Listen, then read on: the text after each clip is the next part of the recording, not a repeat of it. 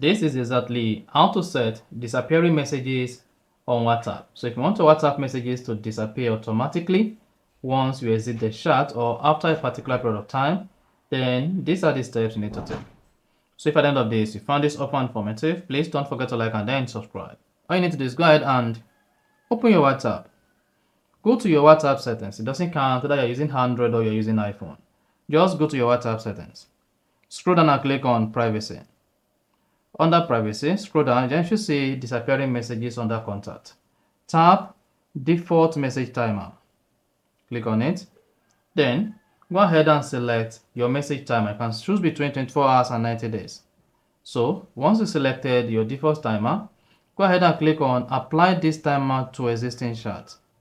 Then select the existing chat you want to apply the timer to. Click on apply.